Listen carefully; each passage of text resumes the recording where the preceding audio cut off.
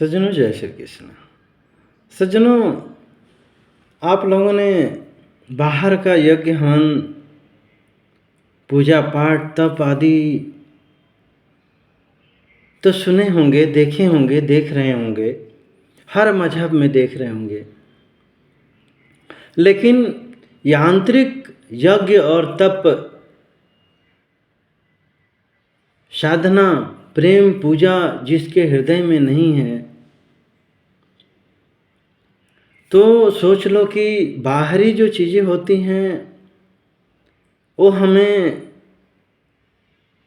अहंकारी बना सकती हैं, कुविचारी बना सकती हैं, हमें घमंडी बना सकती हैं, हमें लालची बना सकती हैं, या हमें माया में उलझा सकती हैं, या हमें भोगी बना सकती हैं।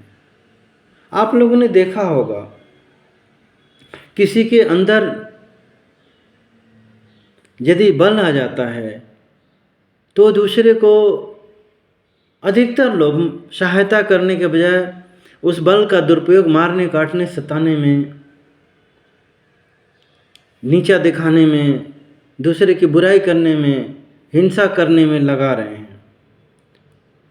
किसी के पास धन होता है तो वो दिखावा, प्रदर्शन, गलत कामों में, भोग विलासों में, बहुत सारे लोग तो हिंसा में, बम बारूद बनाने में लगा रहे हैं। जबकि इस धरती पर बहुत सारे जीव जंतु, मनुष्य आदि दुखी परेशान हैं, उनको एक टाइम का भोजन नहीं मिल पाता है, और ये हालत सभी देशों में है। लेकिन इस पर किसी का ध्यान नहीं है। वो तो उल्टा उनको हम सहायता, उनकी सेवा, उनको जीवन देने के बजाय उनको हम मारते हैं, काटते हैं, सताते हैं, यहाँ तक कि मार मार करके उनको खा भी जा रहे हैं। यही इंसान का अहंकार है। यही अहंकार मनुष्य को आदमी से असुर बना देता है, जबकि ईश्वर ने हमको आदमी बना करके भेजा, इंसान बना करके भेजा है, और बुद्धि ज़्यादा दिया है कि हम जा करके सभी जीवों की रक्षा करें, सेवा करें, उनको जीने में सहयोग करें, पुण्य प्राप्त करें। मगर इससे उल्टा आज देख रहे हैं कि पूरी धरती पर लोग क्या कर रहे हैं। तो ऐसा होता है धन पद का जो लोभ या शक्ति जो इंसान के अंदर आ जाती। बहुत सारे राजा, धृतराष्ट्र को देख लो, दुर्योधन को देख लो, रावण को देख लो, अरे आज भी, वो तो पुराने हैं, किसी ने देखा नहीं होगा, आज भी देख लो कितने दुर्योधन, कंस, रावण समाज में भरे पड़े हुए हैं, मार काट, हिंसा, तबाही मचाए पड़े हुए हैं। अब इसको ख़त्म कैसे किया जाए? यजुर्वेद का एक श्लोक है, मुझे ये ध्यान नहीं आ रहा है। उसमें लिखा गया है कि इन सब चीज़ों को, काम, क्रोध, मद, लोभ, हिंसा आदि को, अनेक तरह की इच्छाएं हैं, उनको हम नष्ट कैसे करें? इसका नष्ट करने का जब तक आप यांत्रिक यज्ञ नहीं करेंगे, बाहरी आप यज्ञ सुंदरकांड करेंगे, अरे आपके अंदर हो सके घमंड आ जाए कि हमने ऐसा किया, वैसा किया, ऐसा हमारे इतने लोग आए थे, मैं ये जानता हूँ, वो जानता हूँ, मैंने इतने दिन तप किया, तो आपके अंदर घमंड। जहाँ भगवान क्या कहते हैं, निर्मल मन सो मोहि पावा। तो आपके अंदर यदि अहंकार है या किसी बात का घमंड है तो आपका मन निर्मल कहाँ हुआ? कूड़ कपट है तो भगवान तो ऐसे लोगों को मिलते नहीं हैं। तो इसका मतलब है ये करने से, तो इन सब से बचने के लिए आपको यांत्रिक यज्ञ यजुर्वेद कह रहा है करने के लिए। अब हम यांत्रिक यज्ञ कैसे करें भाई?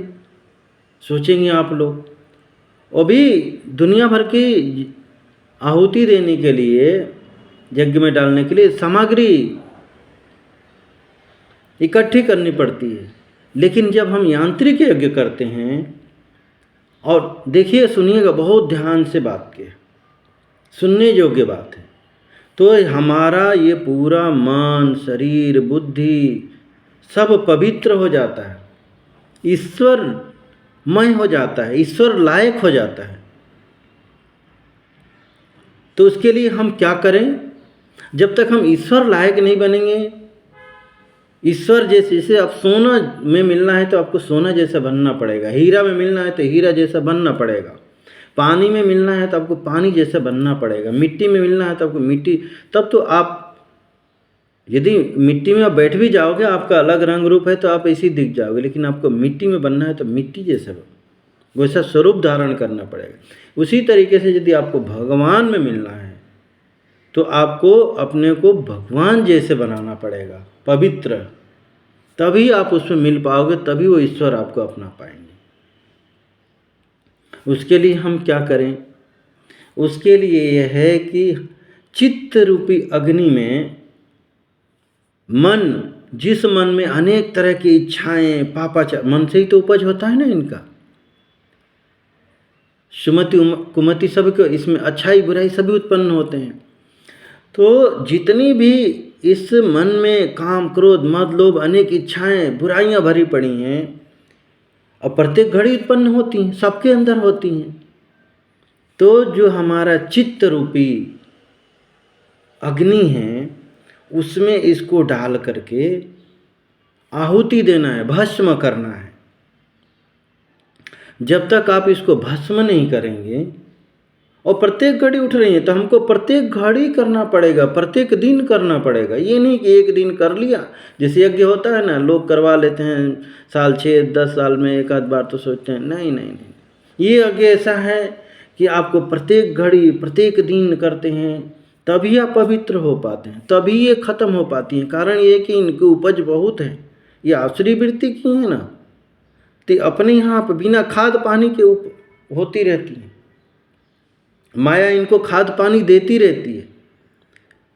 तो हमें इसमें क्या करना है कि जो भी आए तो इस चित्त में भगवान को बिठा दीजिए और उनको आहुति दीजिए। भगवान, हमारी अहंकार ले लो, काम ले लो, मद लोभ लो, लालच ले लो, हिंसा ले लो, और ऐसे करके डालते जाओ।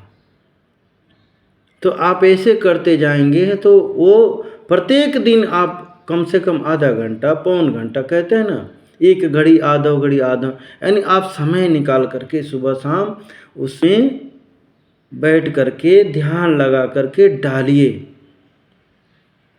तो इससे क्या होगा कि धीरे धीरे धीरे धीरे वो नष्ट हो। जिस तरीके से हम हवन सामग्री रखते हैं ना, तो डालते जाते हैं तो एक समय आता है ना, नष्ट हो जाता है, तो कहते हैं यज्ञ पूरा हो गई। इसी तरीके से एक दिन ऐसा होगा कि ये सोचेंगे अरे ये तो हम जो भी उपज करते हैं डाल देता हो, तो वो धीरे धीरे धीरे धीरे नष्ट हो जाएंगे और आप भगवत स्वरूप हो जाएंगे और आपका मानव जीवन सफल हो जाएगा, आपका पूरा जीवन यज्ञमय हो जाएगा। कहते हैं ना, ध्यान से बढ़कर के यज्ञ नहीं, ध्यान से बढ़कर तप नहीं, ध्यान से बढ़कर तीर्थ नहीं। यही चीज़ें हैं, ध्यान में बैठ करके और अपनी बुराइयों को अग्नि में डालना, चित्त में, चित्त रूपी अग्नि में डाल करके उसको नष्ट कर देना। तो आप एक बार कोशिश करके देखना, आप खुद ही महसूस करेंगे कि हम पवित्र बन रहे हैं, अच्छे इंसान बन रहे हैं और भगवान लायक बन रहे हैं। जय श्री कृष्ण।